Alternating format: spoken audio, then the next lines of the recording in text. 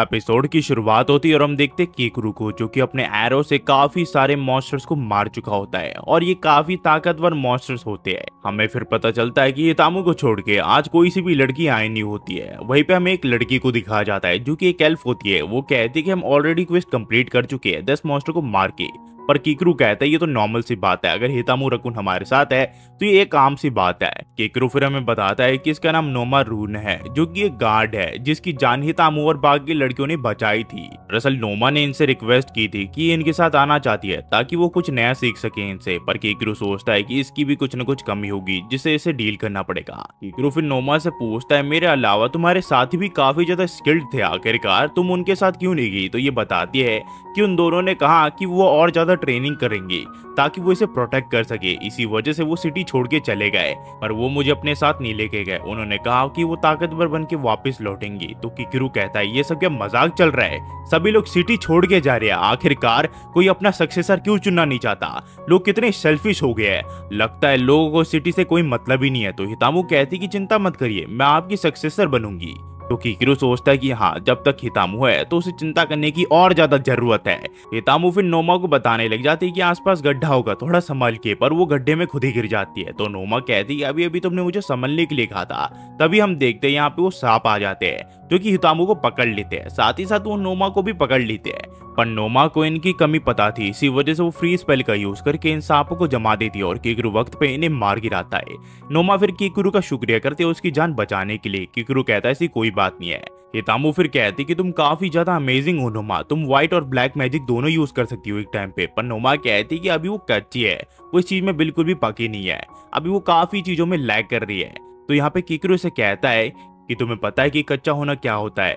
कच्चा होना ये होता है कि तुम मॉन्स्टर से डर रहे हो। कच्चा होना ये होता है कि तुम अपने एबिलिटीज पे कंट्रोल नहीं कर पा रहे हो। कच्चा होना ये होता है कि मॉन्स्टर तुम्हारे ऊपर हमला कर रहा है और तुम कुछ भी नहीं कर पा रहे हो। इन्हें कच्चा कहता हूं मैं।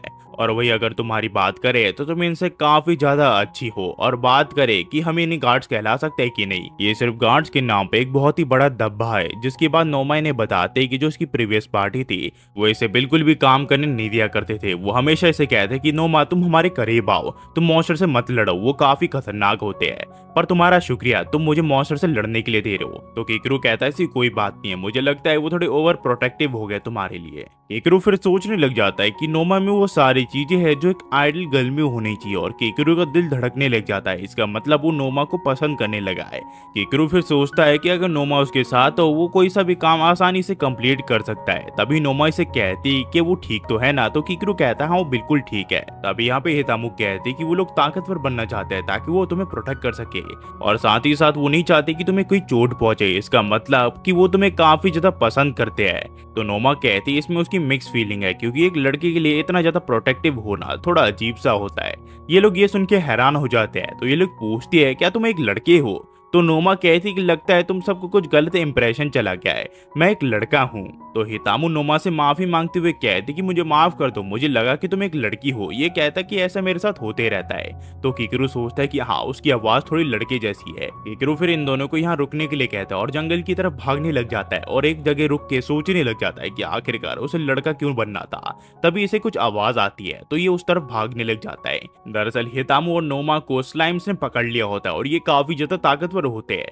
यहाँ पे नोमा कोशिश कर रही होती है कि किसी तरह वो स्लाइम के अंदर जाके इसे मार गिराए, पर ये काफी ज्यादा ताकतवर होते हैं। तभी यहाँ पे कीकरू अपने तीर कमान से इन मॉन्स्टर को मार गिराता है और नोमा के पास जाके उससे पूछता है कि वो ठीक तो है ना? नोमा कहता है कि हाँ मैं बिल्कुल ठीक हूँ। कीकरू फिर नोमा की कुछ ऐसी चीजें देखता है जिससे उसे पता चल जाता है और यकीन हो जाता है कि नोमा एक लड़का है।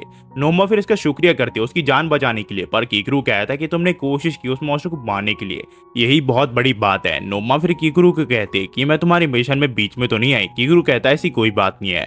हितामू कहती है ऐसी कोई भी बात नहीं है, तुमने हमें काफी कुछ सिखाया आज।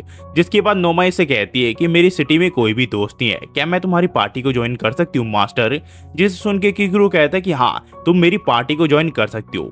फिर हमें कुछ दिन बाद दिखाया जाता है जहां हम देखते हैं कीकरू को जो कि यहाँ पे इलाके का जांच करने के लिए निकला होता है, क्योंकि जो रैपिड स्पाइडर है उसकी वजह से काफी सारे मॉन्स्टर ने अपना घर बदल लिया होता है।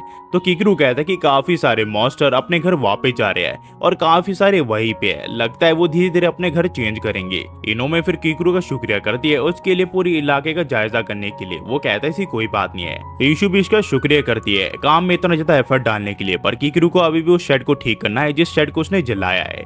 फिर हम देखते हैं यहाँ पे जो इनोमे है वो बुल्स के यहाँ पे चली जाती है और यहाँ पे रीशु को समझाते हैं कि इन बुल्स के जो आंखें हैं उनके पत्थरों को हमें तोड़ना है, क्योंकि ये काफी बड़े हो जाते हैं। ये नील्स की तरह है जो कि इनकी आंखों को ब्लॉक कर देते हैं और हमारे काम है इनकी इन सारी चीजों को काट के इन्हें यूज करना। तभी इनमें से एक बुल इनोमे के बलून्स के साथ खेलने लग जाता है और उसके अंदर से पानी निकालने लग जाता है। तो इनोमे रीशु और किकरू को सावधान रहने के लिए कहती है। तो रीशु कहती है कि आखिरकार हमें किस चीज से सावधान रहना है, हमारे पास तो कुछ है ही नहीं।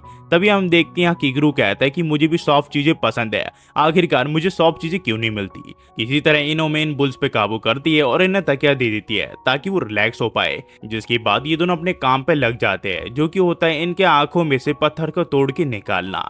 इनोमे फिर किकरू कहते हैं कि लगता है मैंने तुमसे कुछ ज्यादा ही काम करवा लिया, जबकि ये काम तुम्हारा है नहीं। किकरू कहता है ऐसी कोई बात नहीं है, इसमें मेरी भी थोड़ी गलती थी, क्योंकि रैपिड स्पाइडर शहर की ओर बढ़ रहा था और इतना ताकतवर बन चुका था, उस बारे में मुझे कुछ पता ही नहीं था, क्योंकि लड़कियों को मैं ज्यादा जंगल के अंदर लेके ही नहीं गया और मुझे कभी पता ही नहीं चला कि रैपिड स्पाइडर उस जंगल के अंदर इतना बड़ा हो चुका है। तो इसमें मेरी भी गलती थी, मेरी वजह से ये सारी चीजें हुई। तभी यहाँ पे रीशु किकरू कहते कि अगर तुम ऐसी रहो तो तुम काफी ज्यादा कूल लगते हो, पर रीशु अपने हाथ पे हथौड़ा मान लेती है, जिस वजह से वो काफी तेज चिल्लाती है और उस बुल को इसके लिए काफी गुस्सा आ जाता है और वो रीशु के ऊपर हमला कर देता है। वो इसके पीछे एक जोरदार सिंग मारता है, जिस वजह से रीशु हवा में उड़ जाती है और कुछ ही देर बाद नीचे भी गिर जाती है, पर इससे काफी चोट लगती है। तभी वहीं पे हमें इनोमे को दिखाया जाता है, जिसके ऊपर बाकी सारे बुल्स ने हमला कर दिया होता है और वो उसके बलून्स के साथ खेल रहे होते हैं। तभी वो उसकी स्कर्ट भी नीचे कर देते हैं। इनोमे कहती है ऐसा तुम नहीं कर सकते हो, पर कोई भी बुल्स इसकी बात नहीं सुनता और उसकी स्कर्ट खींच लेते हैं और इनोमे बेचारी लाचार की तरह नीचे गिर जाती है। तो किकरू को गुस्सा आ जाता है, वो कहता है कि लगता है इन बुल्स को मुझे मारना ही पड़ेगा। फिर रीशु से समझाते हुए कहती कि वो ऐसा नहीं कर सकता, ये सभी फ्रेंडली जानवर है। तभी यहाँ पर रीशु को कुछ आइडिया आता है और वो उस तकिए को अपने कपड़े के अंदर छुपा लेती है और सारे बुल्स को इन्विटेशन देने लग जाती है और कहते कि मेरे साथ खेलो। और ये करने की वजह से सारे बुल्स की नजर रीशु की तरफ चली जाती है और वो उसके बलून्स के साथ खेलने लग जाते हैं, जो कि एकदम ही नकली होते हैं। वहीं पे हमें दिखाया जाता है किकरू को, जो कि किसी तरह इनोमे को बचा लेता है और वो उससे पूछता है कि वो ठीक तो है ना। इनोमे कहती है कि हाँ बिल्कुल ठीक है।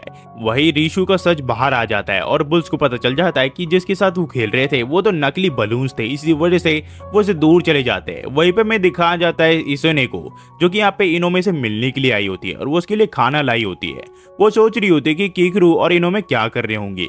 वहीं पे हमें इनोमे और किकरू को दिखाया जाता है, जो कि उससे कहती है कि क्या तुम मुझे अपना शर्ट दे सकते हो। तब यहाँ पे इसने आ जाती है, जो कि इन दोनों को ऐसा करते हुए देख लेती है। दरअसल किकरू इनोमे को अपना शर्ट दे रहा होता है और यहाँ पे इसने को लगता है कि ये लोग कुछ अलग ही काम कर रहे हैं। इसी वजह से वो कहते हैं कि तुम ये सारी चीजें खुले में नहीं कर सकते हो, कम से कम एक प्राइवेट जगह ढूंढ लो, वहां पे तुम ये सारी चीजें कर सकते हो। पर लगता है तुम दोनों ने अपना लंच कर लिया है, तो मैं यहाँ से चलती हूँ। और यहाँ से जो कहानी यूट्यूब भी कंटिन्यू हो जाती है। अगर आप यहाँ तक देख रहे हो तो प्लीज लाइक एंड सब्सक्राइब करना मत भूला और ये बताना मत भूलना कि एपिसोड की एक्सप्लेनेशन आपको कैसे लगी। और हाँ गाइज, आज से मैं अब लॉन्ग वीडियो बनाने की कगार में जाने वाला हूँ, जहाँ पे मैं 20 से 25 मिनट की वीडियो डालूंगा हमेशा।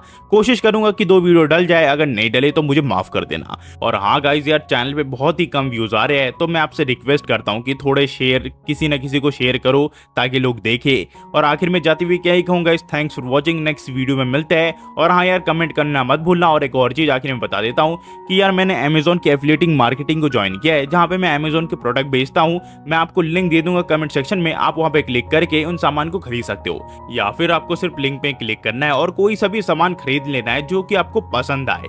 मतलब मैं नहीं कह रहा कि मैं आपको सजेस्ट कर रहा हूँ उन्हीं को खरीदो, आप एक बार लिंक पे क्लिक कर लो और कोई सा भी आपका प्रोडक्ट खरीद लो, जिससे मुझे थोड़ा कमीशन जनरेट हो जाएगा और मेरी भी थोड़ी मदद हो जाएगी, ताकि मैं ऐसी वीडियो बनाते रहूं। आखिर में जाते हुए क्या ही कहूं, थैंक्स फॉर वॉचिंग गाइस।